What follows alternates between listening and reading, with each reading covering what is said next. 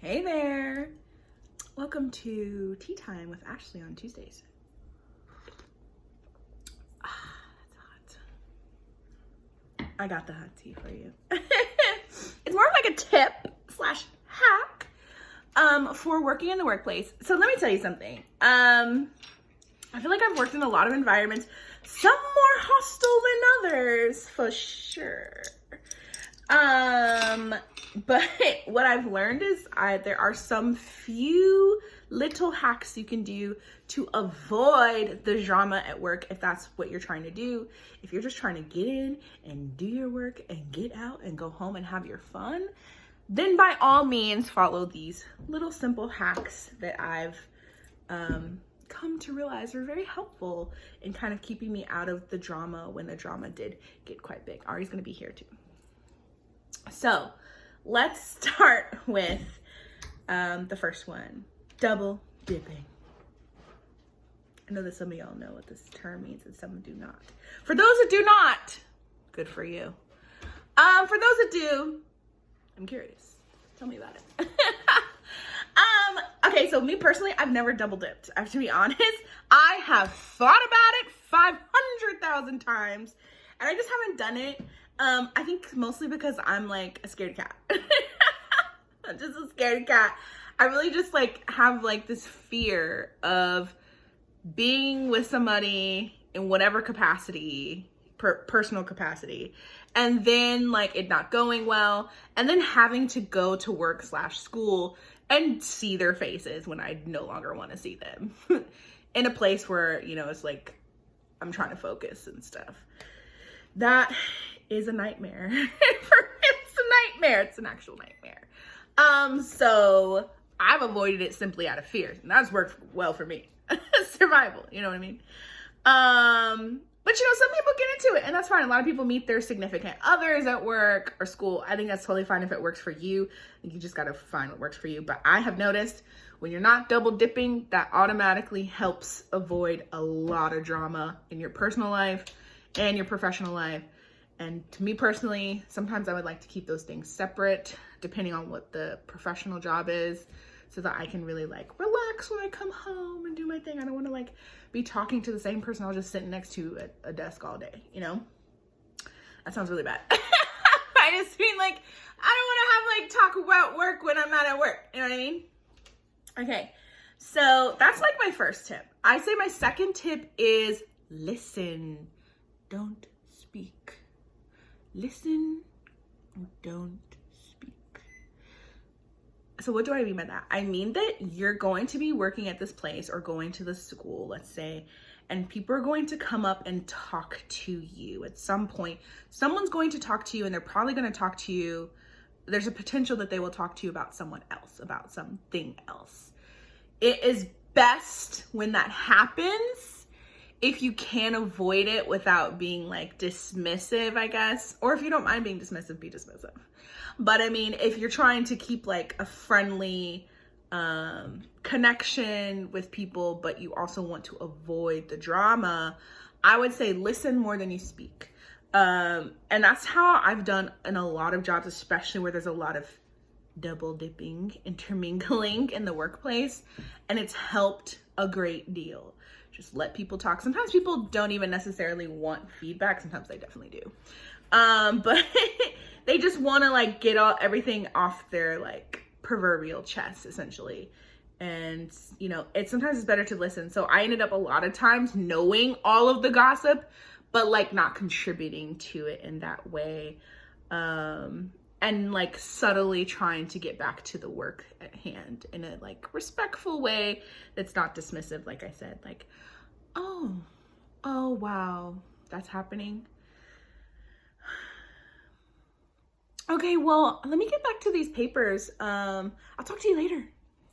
Something like that. That was like a good one. Let me get to this stuff, because you know me. I need to like get on it. So I got a list. I got to check it twice. You know what I mean? Anyway. And most of the time people respect that. They pick up on those cues and they let it go. Sometimes you have to be more direct and say, oh, I really just don't want to, I really just want to get back to work. You know, sometimes you just have to say things like that. But whatever the case may be, listening more than speaking on someone else or about someone else or even about yourself. Be careful of that. I feel like, oh, that can be the third one. Okay, that's number 2. 3, I would say it's important to let people know who you are, to get to know people and these kinds of things. That's how you get close to your coworkers. That's how you become better teammates. There's nothing wrong with that. But I think sometimes you can give too much information to people. I have I'm really bad at that because I'm a very candid person. And sometimes I'm like, okay, well, you need to know all the facts in order to understand what's going on. So I'll give you facts you probably didn't need to know. But I've gotten better at that, especially in the workplace. My personal life, not so great, but in the workplace and school, it's like I give enough information to participate, but not oversharing. You know what I mean? Sometimes you don't want to get other people's energy mixed up in your stuff, you know, and it's best to just, even if they're good people, it's best to just keep that to yourself, whatever you're dealing with until it's dealt with.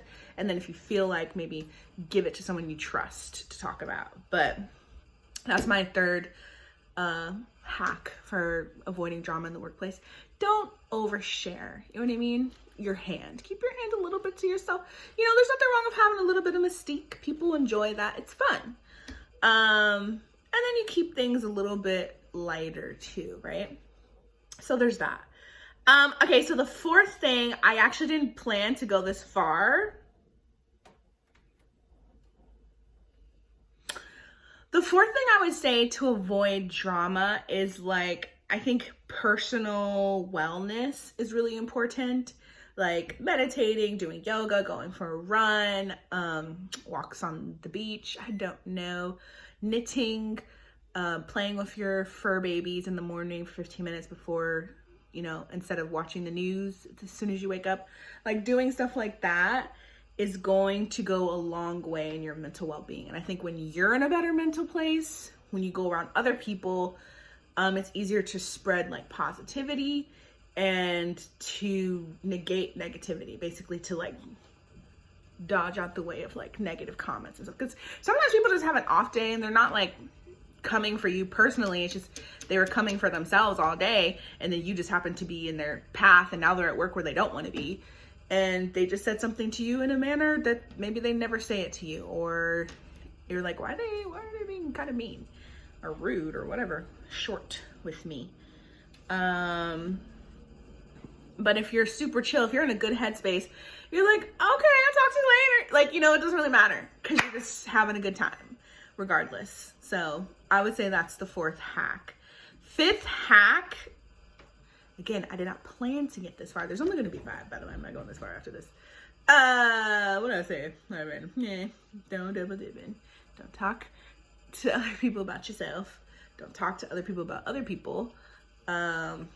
Stay on top of your mental wellness. Avoiding drama. Oh my God, this is a good one. I can't believe I didn't think about it. It's like the number 1. CYOA. Some of you don't know this phrase. Some of you do. Cover your own ass.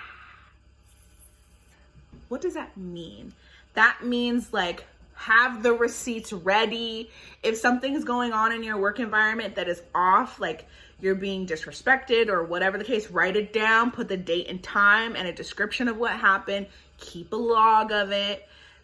When you're trying to have a communication with somebody, especially if you know that they're difficult or they have a way of maybe throwing others under the bus, put it in written word, like a email or paper format.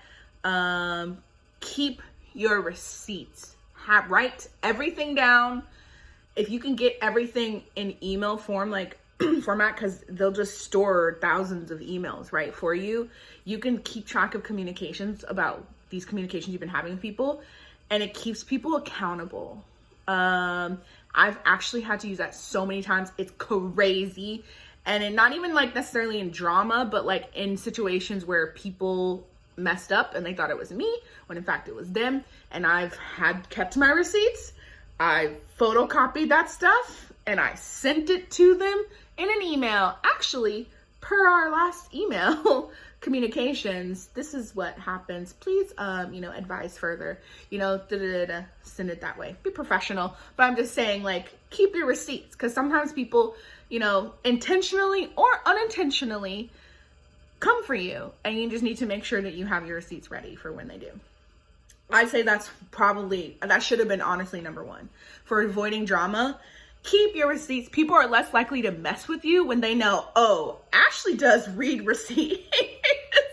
I better stay on top of my game, or I better not, you know what I mean? Like, cause she, you know, and you don't want it to be too much in it too, cause then people are also probably not going to want to work with you if you're like snitching or like just running to the higher ups for every little thing. Some things are best just dealt with one-on-one, just having a respectful conversation. But if you ever get into a situation where your job is in question or something to that effect, you definitely want to have those read receipts on hand. I take photos of, like, you would be surprised. I've taken photos of, like, even like for my professors, my attendance, because a professor tried to report me for not being, for missing a certain amount of absences or something. And I was like, I did not miss that many days. So I've taken pictures and I have sent it to them, and he did not like that. He responded in a very rude way, but he couldn't say anything else, could he? No, because I had my receipts. He wasn't ready, but I was. So that's going to be my last advice. The best one out of everything there. Keep your receipts. And that has been Tea Time with Ashley on Tuesdays. Ooh, it's still hot.